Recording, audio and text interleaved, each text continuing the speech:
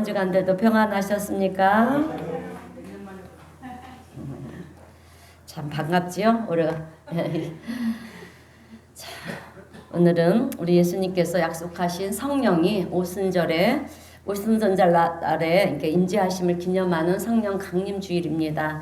여러분, 우리가 신앙생활을 하는 데 있어서 이 성령의 임재를 체험하고 사는 사람과 그렇지 못한 사람은 큰 차이가 있어요. 사실 겉으로 드러나는 모습은 그렇게 별로 그렇게 차이가 없는 것 같이 보이지만, 그러나 내적으로 강해지고요, 단단해지고, 그래서 성령의 체험을 하고 또 성령과 동행하며 사는 이 신앙인들과 그렇지 못한 분은 신앙 성장에 있어서 질적인 차이가 있다라고 하는 것입니다. 오늘 본문의 말씀을 보면 예수님께서 이제 십자가에서 달려 죽으시고 부활하셨어요. 그리고 하늘로 이제 승천하셨는데요. 하늘로 승천하시기 전에 제자들에게 이제 마지막으로 당부의 말씀을 하시는 내용이 오늘 본문의 말씀입니다. 그런데 그 당시에 이스라엘이라고 하는 나라가 어떤 상황이었냐 하면 로마의 지배를 받고 있던 그런 상황이었어요. 그러니까 마치 우리나라가 일본의 지배를 받았던 것처럼 그렇게 이스라엘도 로마의 지배를 받았습니다. 그래서 로마의 이제 속국으로서 이제 삶을 살다 보니까 이스라엘 백성들의 마음속에는 항상 꿈꾸는 것이 있었어요. 그것이 무엇이냐면 구약에서 오신다라고 하는 메시아, 그 메시아가 오셔서 이스라엘을 회복시켜 주실 것이다. 그래서 그 옛날 번성했던 다윗 나라의 그 통치했던 그 나라와 같은 그런 나라를 다시 만들어 주실 것이다. 다윗이 왕이었을 때 얼마나 태평성대를 누렸습니까? 그때의 그런 나라로 다시 만들어 주실 것이다. 이런 꿈들이 그들의 마음속에는 있었어요. 그런데 오늘 예수님의 제자들은 예수님이 십자가에서 죽으셨지만 어떻게 됐습니까? 사흘 만에 사망 권세를 깨뜨리시고 부활하셨잖아요. 부활하셨기 때문에 예수님이 오신다고 하신 그 메시아라는 사실을 믿었다라고 하는 거예요. 그래서 예수님이 이제는 메시아의 사역을 하실 것이다. 우리 이스라엘을 회복시켜 주실 것이다. 이제 때가 왔다. 이렇게 생각을 하는 것입니다. 그래서 오늘 본문 6절의 말씀을 보면 제자들이 예수님께 이렇게 질문을 하는 거예요. 주께서 이스라엘 나라를 회복하심이 이때니까, 이렇게 질문을 해요. 그런데 예수님께서 하시는 말씀은 7절에서 전혀 다른 말씀을 하시는 거예요. 그런 것은 너희들이 상관할 바가 아니다. 너희들이 알 바 아니요. 때와 시기는 하나님의 권한에 있다. 이렇게 말씀하시면서 또 다시 하시는 말씀은 너희들이 말하는 그 독립? 그런 것이 중요한 것이 아니라 성령을 받으라. 성령을 받아야 된다. 그러면서 하시는 말씀이 오늘 본문 8절의 말씀이에요. 우리 다 함께 우리 본문 8절의 말씀을 다시 한번 읽어보겠습니다. 시작. 오직 성령이 너희에게 임하시면 너희가 권능을 받고 예루살렘과 온 유대와 사마리아 땅끝까지 이르러 내 증인이 되리라 하시니라. 아멘. 성령을 받으라는 거예요, 여러분. 그런데 우리는 어떻게 보면 일상생활하는 것을 여러분 가장 귀하게 생각하고요. 또 그 일상 속에서 우리가 꿈꾸던 것들이 어떻게 이루어질 것인가. 우리는 거기에 관심을 가지고 있는데 오늘 예수님께서는 그것이 중요한 것이 아니야. 더 중요한 것이 있는데 그것은 성령을 받아야 된다. 성령과 동행하는 삶을 살아야 된다. 이것을 오늘 우리에게 전해주고 있는 것을 볼 수가 있습니다, 여러분. 그래서 저는 오늘 성령이 우리에게 임하시면 어떤 일이 벌어지는가? 왜 성령을 우리가 받아야 되는가? 세 가지 말씀을 전하면서 함께 은혜를 나누겠습니다. 자, 첫 번째로 성령이 임하시면 여러분 성경 말씀이 믿어진다라고 하는 거예요. 여러분, 성령이 우리에게 임하시면 성경 말씀, 하나님의 말씀이 믿어집니다. 우리가 신앙생활을 하면서 가장 힘든 것이 무엇이냐 하면 하나님의 말씀을 읽을 때 이 말씀이 무엇인지, 무엇을 의미하는지 잘 모르겠다라고 하는 거예요. 진리의 말씀이라고 그러는데 내가 세상에서 배운 그 가치관으로 보면, 내가 세상적인 그 논리를 가지고 보면 어떻습니까? 하나님의 말씀이 진리인 것 같습니까? 아니잖아요, 여러분. 아닌 것 같아요. 진리가 아닌 것 같은데 자꾸 하나님의 말씀이 진리라고 얘기를 하는 거예요. 그래서 이제 읽어봐도 잘 모르겠고 이해가 안 되는 것입니다. 그래서 우리가 너무 답답하니까 어떻게 했습니까? 교회에서 성경 공부를 가르치잖아요. 성경 공부를 하다 보면 조금씩 이해가 됩니다. 그래서 이것이 이런 뜻이었구나 조금씩 알아가진다라고 하는 거예요. 그러나 그것이 완벽하게 다 이해가 될 수는 없다라고 하는 것입니다. 그래서 말씀에 대해서 이렇게 조금씩 알아가시는데 신앙생활에 대해서도 조금씩 관심을 갖게 되고 그러는데 우리에게 하나의 큰 장벽이 무엇인지 아십니까? 그것은 머리는 이해가 돼요. 근데 마음으로 믿어지지가 않는다라고 하는 것입니다. 그래서 우리가 머리로는 이해가 돼서 고개를 끄덕끄덕 하잖아요. 근데 마음으로는 여러분 믿어지지가 않는다라고 하는 거예요. 하나님의 말씀을 믿어야 된다. 믿음을 가져야 된다 그러는데 이것이 도대체 믿어지지가 않는다라고 하는 거예요. 여러분 이스라엘 역사가 이렇게 됐고 그리고 하나님 아들 예수님이 오셔서 나를 구원해 주시기 오셨다. 그래서 나는 나의 구주가 되어 주셨다. 이것은 알겠는데 잘 믿어지지가 않는다라고 하는 것입니다. 그러니 우리가 답답할 수밖에 없는 거예요. 여러분 우리가요 믿음 생활을 하면서 하나님의 말씀이 믿어지지 않는다라고 한다면 여러분 그것은 아무런 소용이 없는 거예요.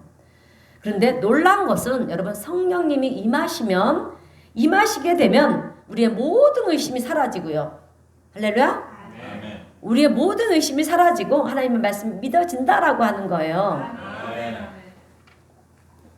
예수님께서 내 죄를 위해서 십자가에서 죽으셨고 또 내가 그 제사함을 받았고 이제는 내가 하나님의 자녀가 되었다. 이것이 확실하게 여러분 믿어지게 된다라고 하는 거예요.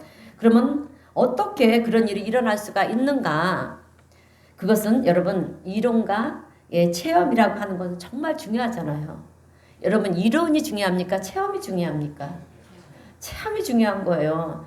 예를 들어서 여러분 열대지방에 사는 사람들은 그 아프리카 사람들은 여러분 눈을 보지 못했잖아요. 그들에게 찾아가서 우리가 눈에 대해서 얘기를 합니다. 설명을 해주는 거예요. 하늘에서 내려오는 눈은 이렇고 저렇다. 이렇게 얘기를 해줬는데 아무리 우리가 설명을 해주는데도 그들의 머리로는 조금은 이해가 될지는 몰라도 여러분 그것이 믿어지겠습니까? 안 봤으니까 믿지를 못하는 거예요. 그런데 그런 사람들을 우리가 우리나라 한국으로 데리고 와서 겨울에 여러분 하늘에서 내리는 눈을 직접 보게 하고 만져보게 하면 어떻게 되겠습니까? 그 다음부터는 이론이 필요가 없는 거예요. 설명이 필요 없는 거예요. 그죠? 들은 대로 배운 대로 얘기하는 것이 아니라 자기가 직접 보고 만져본 그 눈에 대해서 이제 자기만의 논리를 가지고 설명을 할 수가 있게 되는 것입니다. 여러분 이것이 바로 이론과 체험의 이 차이라는 거예요. 그래서 우리가 체험하지 않으면 성령에 대해서 영적인 세계에 대해서 알 수가 없다라고 하는 것입니다. 아무리 얘기를 들어도 우리가 알 수가 없는 거예요, 여러분. 그런데 실제로 성령을 체험하게 되면 영적인 세계가 무엇인가, 믿음의 세계가 무엇인가 알게 되고요. 믿어지게 된다라고 하는 거예요. 오늘 성령의 체험을 하시기를 바랍니다. 그래서 우리가 잘 아는 사도 바울도 보세요, 여러분. 그 사람이 어떤 사람이었습니까? 예수 믿는 사람들을 어떻게 합니까? 핍박하고요. 잡아다가 감옥에 가두고 심지어는 죽이기까지 하는 그런 사람이었잖아요. 그런데 여러분 그랬던 사람이 성령의 은혜를 받아서 변화가 됐잖아요. 변화가 돼서 이제 핍박하는 자들이 아니라 핍박을 받는 그 자리에 서는 거예요. 완전히 달라진 모습으로 서게 되었다라고 하는 것입니다. 그런데 이런 모습은 우리 인간의 어떤 지식이나 어떤 논리나 설득이나 여러분 이런 것 가지고는 이렇게 변할 수가 없다라고 하는 거예요. 성령의 은혜가 임했기 때문에 그렇게 변화가 된 줄로 믿습니다. 그래서 성령이 임하게 되면 달라지지 말라고 그래도 달라질 수밖에 없다라고 하는 거예요. 그래서 오늘 우리가 신앙생활을 하는 데 있어서 가장 중요한 것은 믿음의 확신을 갖는 것입니다.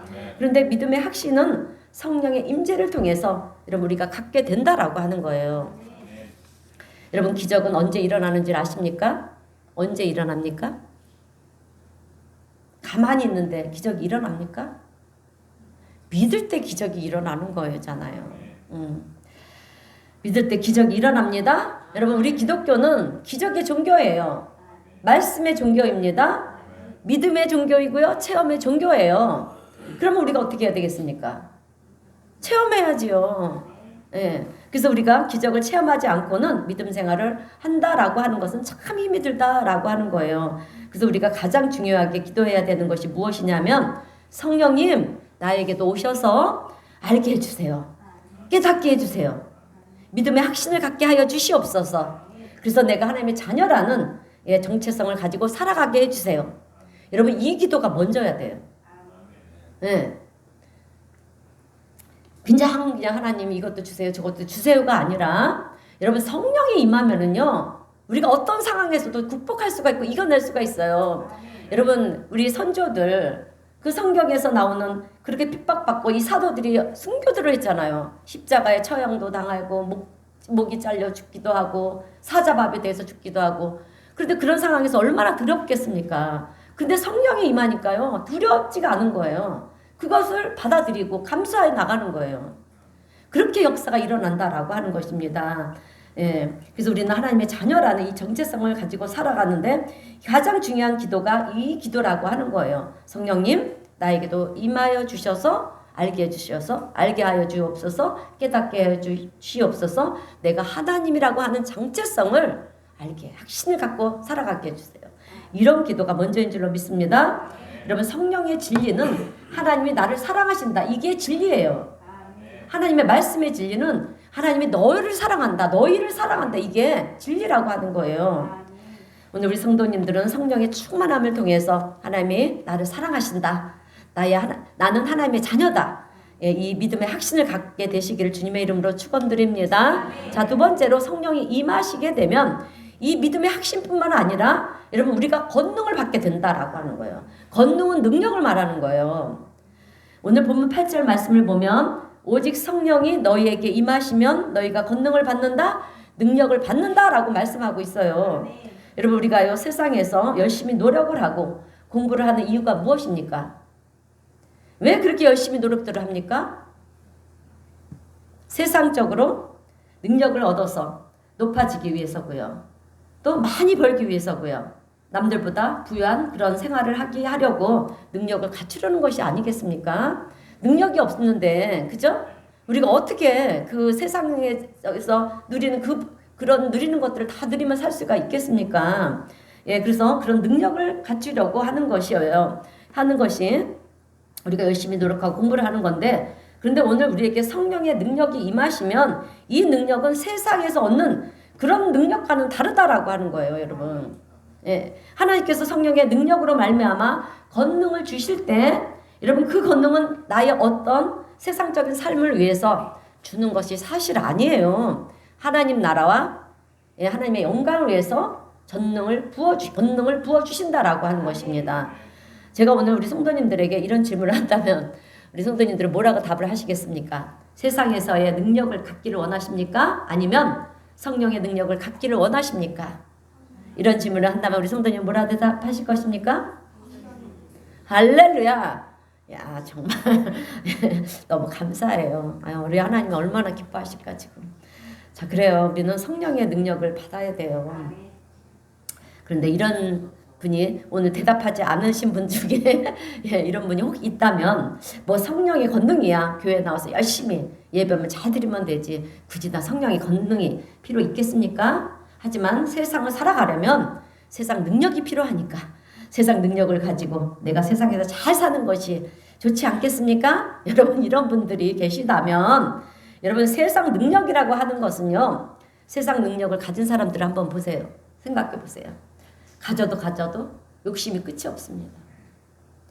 많이 가지고 있으면서도 더 많이 그렇게 가지려고 하고요. 자족할 줄도 몰라요.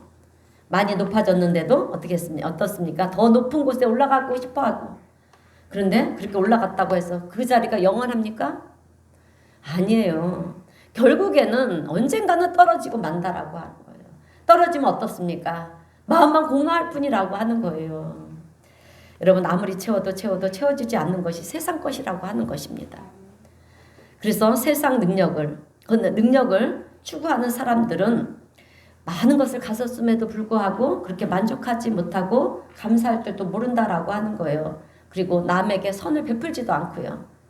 그저 자기의 목표만을 향해서 달려간다라고 하는 것입니다. 마치 죽음을 향해서 브레이크 없는 그런 기차처럼 그렇게 달려가는 것처럼 여러분 그렇게 달려가다가 끝내는 그렇게 힘들게 벌어놓은 그 모든 것들을 여러분 다 써보지도 못하고 떠나는 인생이 참 많이 있다라고 하는 것입니다.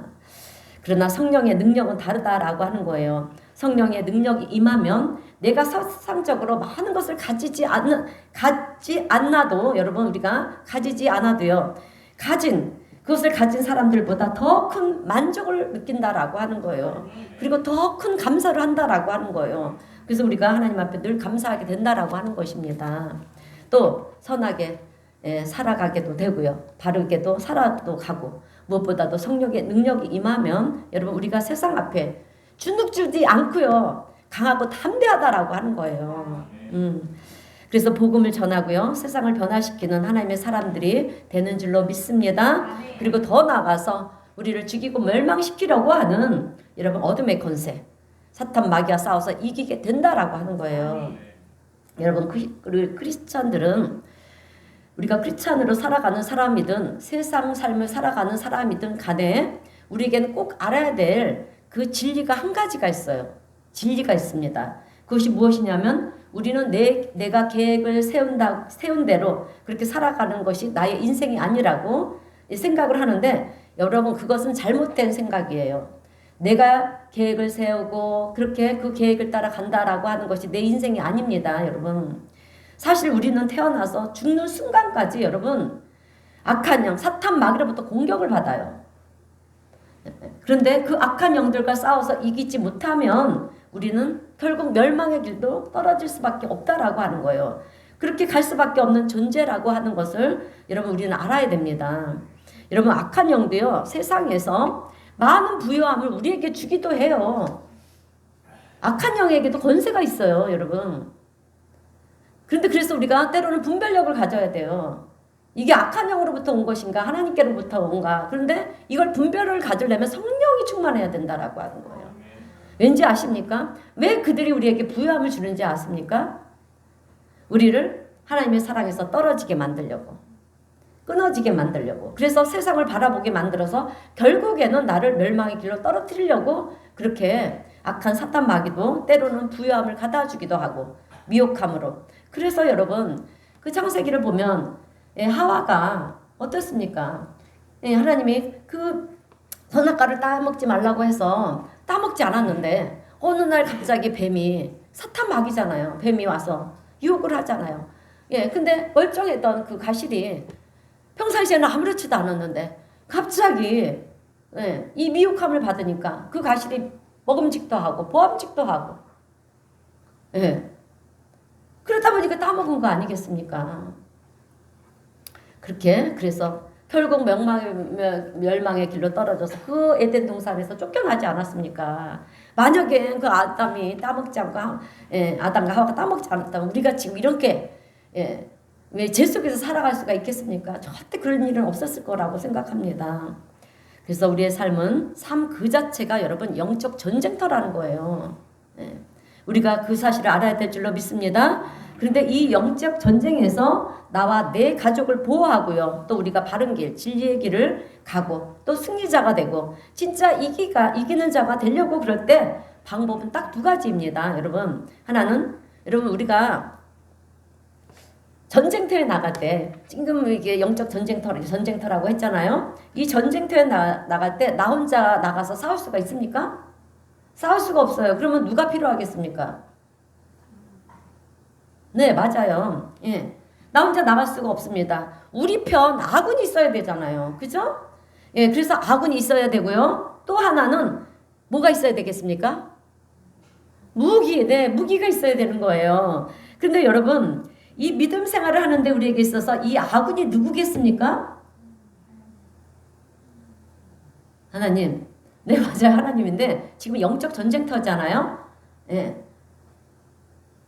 우리가 같이 신앙생활을 하는 이 공동체, 교회 공동체, 여러분이 서로 아군인 거예요, 여러분. 그래서 우리가 함께 기도함을 통해서 나 혼자는 감당하기 힘들잖아요, 여러분, 그죠? 어떤 문제가 생기면 힘들잖아요. 좌절할 때도 있고요. 실망할 때도 있습니다. 그럴 때 우리 옆에서 같이 기도해주는 우리 성도들이 있을 때 우리가 힘을 내게 된다라고 하는 거예요. 그래서 악은 교회 공동체가 필요한 줄로 믿습니다. 예, 여러분 신앙생활은 혼자서 잘할 수는 없어요. 옆에 누군가가 있어야 되는 것입니다. 예, 같이 기도해주는 동료들이 있을 때 신앙생활에 힘을 얻게 된다라고 하는 것입니다. 또 하나는 무기예요. 무기가 없이 맨손으로 여러분 전쟁터에 나가서 어떻게 싸워서 이기겠습니까? 무기가 있어야 되는 거예요. 근데 이 무기가 무엇이냐면 바로 성령의 권능, 은사예요, 여러분. 아멘. 예, 그런 것들이 주어지는 것들을 통해서 우리는 이기게 되는 거고요. 또 넉넉히 승리하게 되는 줄로 믿습니다. 그래서 성령의 도우심이나 이 교회 공동체의 도움이 없이는 우리는 영적 전쟁에서 이길 수가 없다라고 하는 거예요. 오늘 우리 성도님들은 다 성령의 권능으로 성령 충만한 성도님들이 되시기를 주님의 이름으로 축원드립니다. 그런데 목사님, 그러면 그 권능은 어떻게 받아야 됩니까? 라고 질문하시는 분이 계시다면 성경에 해답이 있어요. 자, 누가복음 11장 13절입니다. 누가복음 11장 13절. 우리 다 함께 읽어보겠습니다. 시작. 너희가 악할지라도 좋은 것을 자식에게 줄 알거든 하물며 너희 하늘 아버지께서 원하는 자에게 성령을 주시지 않게 하시니까. 아멘. 여러분 성령의 권능은 사모하는 자, 구하는 자에게 주신다라고 합니다. 주신다라고 말씀하고 있어요. 그러면 우리에게 그 사모함이 있는가라고 하는 거예요. 여러분 사모함이 있습니까? 사모하세요? 구하세요? 반드시 성령 충만해야지 우리는 여러분 이 험악한 세상을 살아갈 수가 있어요. 자, 오늘 저의 바람은 우리 성도님들이 정말 성령의 인재, 성령의 권능을 사모하시고요. 또 구하심을 통해서 성령 충만한 은혜를 받아 누리심으로 승리하시는 그런 복된 우리 성도님 모두가 되시길 주님의 이름으로 축원드립니다. 자, 세 번째로 성령이 임하시게 되면 여러분 우리가 성령의 인도하심을 받는다라고 하는 거예요. 아멘. 그래서 성령의 인도를 받는 것이 참 중요한데 매 순간에 성령님이 우리를 인도하신다라고 하는 것은 너무나도 중요하다라고 하는 거예요. 여러분 우리가 인생을 살다 보면 뭔가를 선택할 때가 많이 있잖아요. 그죠? 그런데 때로는 무엇이 옳은지 무엇이 그른지 우리는 모를 때가 참 많이 있어요. 그래서 우리는 늘 선택에서 실패를 한다라고 하는 것입니다. 예, 우리는 내 눈에 좋아 보이는 것, 내 생각에서 좋다고 생각하는 것, 그것을 선택해 가지고 결국 그 길 끝에 허무밖에 남는 것이 없는 경우들이 참 많이 있다라고 하는 것입니다. 잘못된 경우들을 선택할 때가 우리의 삶 속에는 참 많이 있다라고 하는 건데요. 그럴 때 여러분 누군가가 내 옆에서 그것도 정말 모든 것을 다 하는 누군가가 내 옆에서 그것은 잘못된 거야. 그것은 선택하지 마. 이렇게 해라 저렇게 해라 답을 알려준다라고 하면 여러분 얼마나 좋겠습니까? 그죠? 그러므로 우리의 인생 여정길에 있어서 가장 좋은 가이드 안내자가 있다라고 하면 우리 예수님밖에 없는 줄로 믿습니다. 성령 하나님밖에 없어요. 보혜사 성령님. 그래서 성령의 임재를 체험하고요. 성령님과 동행하면서 성령의 인도하심을 받는다는 것이 여러분 우리에게는 너무도 중요하다라고 하는 것입니다. 우리가 때로는 위기의 순간들을 맞닥뜨리게 될 때 우리가 성령에 임재하고 있다라고 하면 우리는 두려워하고 우리 성령이 임재하지 않을 때는 우리가 두려워하고 또 염려하지만 성령님께서는 우리에게 임재하여 계시는 우리에게는 두려워하지 마라. 강하고 담대하라. 내가 너와 함께 함이라. 그건 아무것도 아니야. 지금 무서워 보여도 그거는 아무것도 아니야. 이길 수가 있다.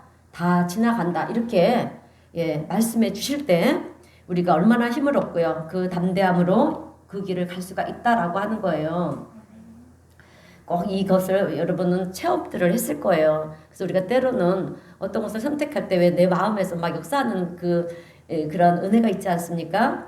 그래서 우리가 항상 기도를 할 때 어떤 문제를 앞에 놓고 있을 때 그냥 내가 어떤 게 좋을까 이렇게 선택하지 마시고요. 우리 성도님들은 내 안에 성령님이 계시잖아요. 내 안에 성령님이 보혜사 성령님이 계세요. 우리가 세례를 받으면요. 그때 하늘에서 이 비둘기 같이 성령이 내게 임하는 거예요. 그때부터 그 성령님이 나를 이끌어 가시는 거예요.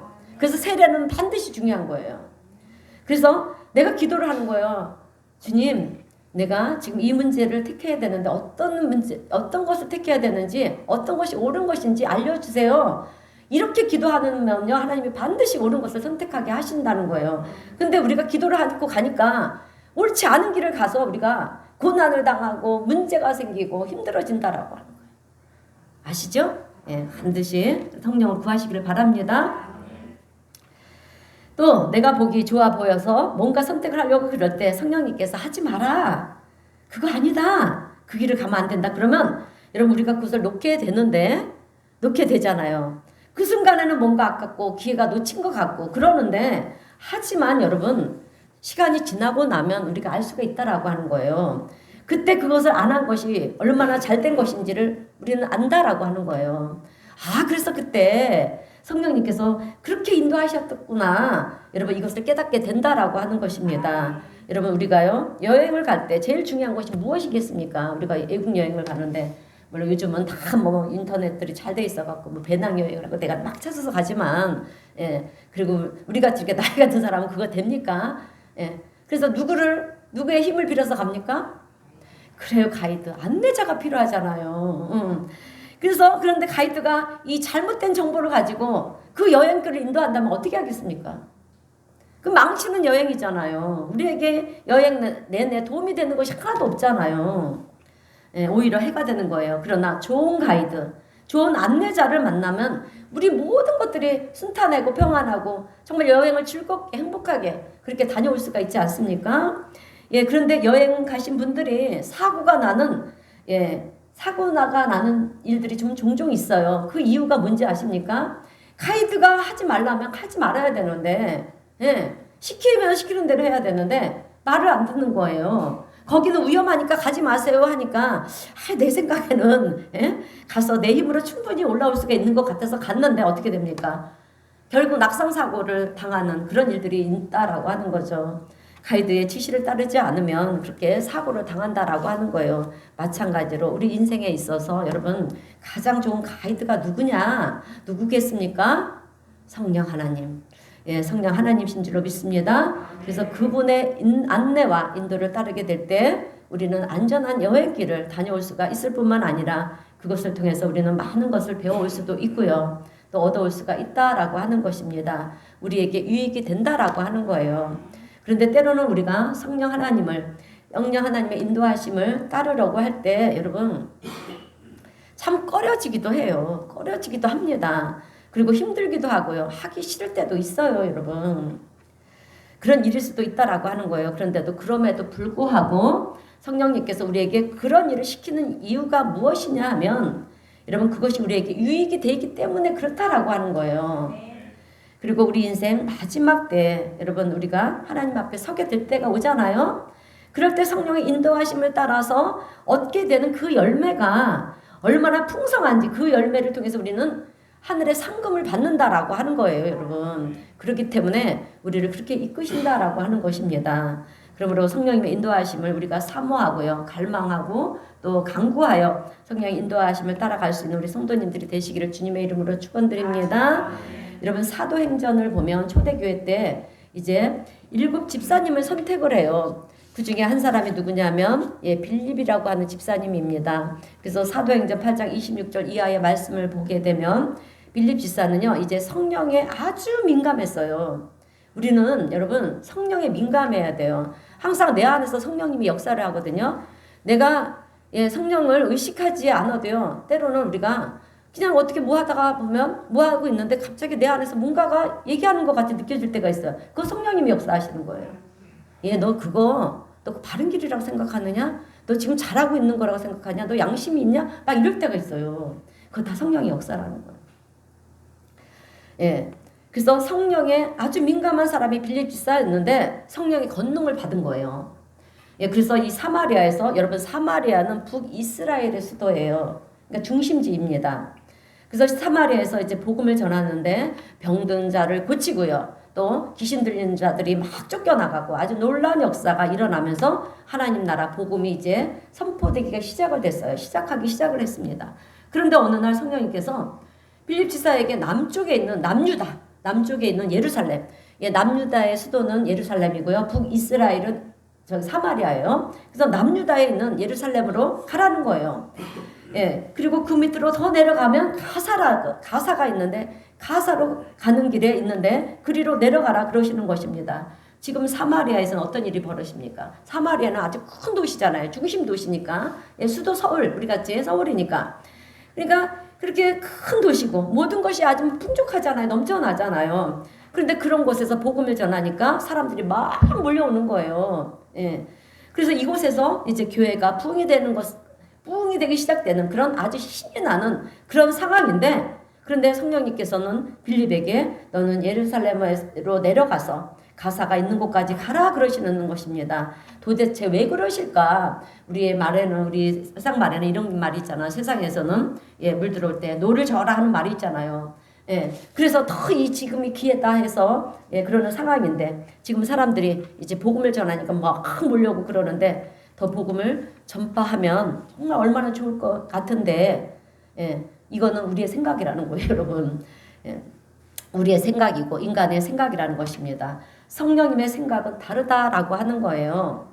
예루살렘 밑에 있는 가사까지 내려가라는 것인데, 여러분 가사는요 강약길이에요. 사실 강약. 그러니까 얼마나 얼토당토하는 말입니까? 그러니까 그래서 우리 하나님의 말씀은 진리라고 얘기하는데 진리가 아닌 거예요. 강야로 왜 나가라? 왜 강약에서 사람들 안 사는 강약에서 무슨 복음을 전하라고 그저 강야로 가라고 하십니까? 그런데 여러분 빌립은 성령이 민감한 사람이라고 했잖아요. 성령 충만의 권능을 받았다 했잖아요. 그래서 성령의 말씀에 이제 순종을 합니다. 그래서 이제 내려가 보니까 어떤 일행들이 지나가는 거예요. 마차를 타고. 근데 어떤 사람인가? 에디오피아 사람들입니다. 아프리카 대륙 북동쪽에 있는 나라들의 사람들이에요. 그러니까 아프리카 감동 있잖아요, 여러분. 그래서 에디오피아 여왕 간디게의 국고를 맡은 이 갈리인 네시가 여러분 수레를 타고 가고 있는 거예요. 그 말씀이 사도행전 8장 26절에서 28절 말씀입니다. 여러분 사도행전은 성령의 능력을 받은 자들이 예수 그리스도의 증인된 제자들의 삶에 대한 기록이에요, 여러분. 자, 우리 사도행전 8장 26절에서 28절 말씀 읽겠습니다. 시작. 주의 사자가 빌립에게 말하여 이르되 일어나서 남쪽으로 향하여 예루살렘으로 가사 내려가는 길까지 가라 하니 그 길은 강야라.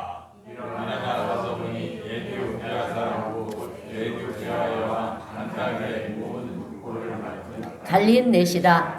예배하러 예루살렘에 왔다가 돌아가는데 수레를 타고 선지자 이사야 글을 읽더라. 아멘. 여러분 에디오피아 여왕 간디게의 국고를 맡은 이 갈린 네시는 어떤 사람이었냐면 지금으로 말하면 기획재정부 장관이에요, 여러분. 그냥 이게 네시가 아니에요. 장관입니다. 그 사람이 수레를 타고 가는데 성령님께서 그것을 보고 있는 빌립에게 저 수레로 가까이 가라 또 말씀하시는 거예요. 아주 세밀하게 말씀을 하시는 거예요. 그래서 그 수레 쪽으로 가까이 갔더니 그 꼴을 맡은 갈린 네시가 성경을 보고 있는 거예요. 그래서 어디를 보고 있나 이렇게 봤더니 이사야 53장을 보고 있는 거예요. 여러분 이사야 53장은 메시아, 예수님에 관한 말씀이에요. 그래서 이제 에디오피아 이 갈린 네시가 메시아에 관한 말씀을 읽고 있는데 빌립이 보니까 무슨 말씀인지 알지도 모르고 읽는 거예요. 우리 같이. 여러분, 우리도 성경 읽을 때 알면서 읽는 말씀들이 많지가 않잖아요. 그러나 모르지만 그래도 성경을 읽어야 돼요. 왜? 우리 하나님이 어떠신 분인가 알려면 성경을 읽어야 알 수가 있는 거예요, 여러분. 내가 무엇을 하려고 할 때 그 무엇에 대해서 모르면서 도전합니까? 그것이 무엇인지를 우리가 파악을 하고 그러면 그거에 대해서 대처를 해가면서 일을 하지 않습니까? 그렇듯이 하나님은 성경이 하나님의 말씀인데 이 말씀을 알아야 되는데 이 지금 에디오피아 갈린 네시는 이 말씀이 무엇인지도 모르고 읽는 거예요. 그래서 이제 빌립이 보고 뭐라고 얘기하냐면 그 말씀이 이해가 되느냐? 이해가 안 된다. 내가 설명해 줄까? 설명해 달라. 이제 그래서 설명을 해주면서 예수 그리스도에 대해서 이제 복음을 전하니까 그 자리에서 막 은혜를 받고요. 다 세례를 베풀어 달라. 근데 마치 그 자리에 물이 있는 거예요. 그래서 이제 세례를 주는 것입니다. 성령의 인도하심으로 에디오피아의 그 국고를 맡은 고이 갈리가 예수를 믿게 되었다라고 하는 거예요. 여러분 교회사를 보면은요, 이 북아프리카의 에디오피아라고 하는 나라가 초창기에 복음을 받아들이는 나라가 되었는데, 여러분 우리나라보다도 훨씬 몇천 년 전에 예수님, 그러니까 여러분 그 빌립 지사가 있을 때는 예수님이 돌아가신 지 얼마 안 됐잖아요. 하늘을 승천하시고 난 후이잖아요. 그러니까 몇천 년 전에부터 이 에디오피아, 아프리카의 복음이 먼저 던져졌어요. 그들이 지금 예배 드리는 모습 봐요. 막 춤추면서 하잖아요. 그죠? 아시잖아요. 그죠? 그만큼 성령 충만하고요. 그들에게 믿음이 얼마나 강한지 몰라요. 근데 우리는 백이민족이라고 그냥 다소곳이 앉아서 그렇게 예배를 드리잖아요. 근데 사실은 성경에 보면 소고치며 춤추며 예배를 드리라고 말씀했어요, 여러분. 그래서 때로는 저도 좀 춤추면서 예배를 드릴까 막 이런 생각도, 찬양이 막 신날 때는 막 우리 일어나서 다 같이 춤추세요 이러면서 할까라고 하는 생각도 들 때가 있습니다. 근데 그런 분들이 한 분도 없을 것 같아서 제가 자제를 하고 있어요, 여러분. 그래서 그렇게 받아들인 나라가 에디오피아인데, 여러분 누구 때문입니까? 사도행전 8장에 나오는 에디오피아 국거를 맡은 갈리 네시, 이 사람이 복음을 받아들이면서 초창기에 얼마나 왕성하게 기독교가 활동하는 그런 나라가 되었는지 모른다라고 하는 거예요. 그리고 수도 없이 많은 기독교의 지도자들이 여러분 배출이 된 나라가 에디오피아예요, 여러분. 그래서 성령의 음성에 순종한 이 빌립에 의해서 여러분 한 사람에게 복음을 전했지만, 그것이 한 사람에게 복음을 전한 것으로 끝난 것이 아니고요, 나라 전체가 변화가 됐다는 거예요.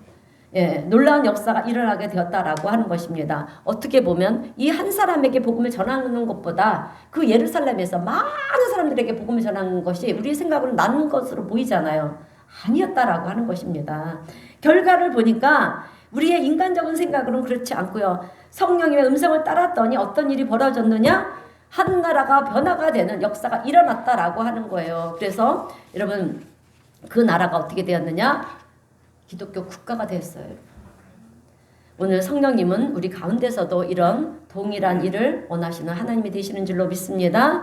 여러분 우리가요 성령님의 인도하심을 따르려고 그럴 때 때로는 꺼려지기도 하고요, 하기 싫고 귀찮을 때도 있어요, 여러분. 사실 그리고 피해가고 싶은 마음이 너무 굴뚝 같습니다. 그러나 그 순간에 내 생각을 내려놓고 내 뜻을 내려놓고 성령의 인도하심에 우리가 순종하게 될 때 놀라운 일이 생기고요, 하늘의 상급이 쌓이는 그런 역사가 만들어지는 줄로 믿습니다. 자, 여러분 성령님은요 우리를 인도하실 때 그냥 인도하시지 않아요, 여러분. 우리 그 일을 감당할 수 있는 힘과 능력을 주신다라고 합니다. 반드시 주십니다. 그래서 두려워하지 마시고요, 그냥 순종하고 가보시기를 바랍니다. 가시기를 바랍니다. 자, 이제 설교를 마무리하겠습니다. 여러분 우리가 신앙생활을 하는 데 있어서 반드시 기억해야 되는 것은 성령의 인도하심이 아니고는 우리가 세상을 이길 수가 없다라고 하는 거예요. 세상 그 누구라도 성령의 인도하심을 따르지 않고는 사탄의 유혹을 이길 수가 없어요, 여러분.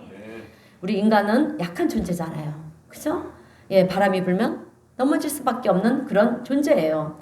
이번에 우리가 코로나 사태를 통해서 알 수가 있지 않습니까? 그 코로나 그 바이러스 하나도 이겨내지 못하는 것을 보면서 우리가 얼마나 연약한 존재인가를 알 수가 있지 않았습니까? 그러나 성령이 함께 하시면 여러분 우리는 넉넉히 이기는, 승리하는 줄로 믿습니다. 자, 그러므로 오늘 우리 성도님들은 성령을 사모하시고요. 사모하세요. 왜? 사모하는 자, 구하는 자에게 주신다고 말씀하셨잖아요. 그래서 성령 충만함을 통해서 매 순간순간 하나님의 놀라운 역사가 나를 통해서 어떻게 이루어가는가를 우리가 봐야 되잖아요. 그죠? 남을 통해서 봐야 되는 게 아니라 나를 통해서 이제 보세요. 이루어가는 것을 보시고요. 그 가운데 우리가 많은 하늘의 상급, 하늘의 열매를 쌓는 그런 복된 우리 성도님 모두가 되시기를 주님의 이름으로 축원드립니다. 네, 기도하겠습니다.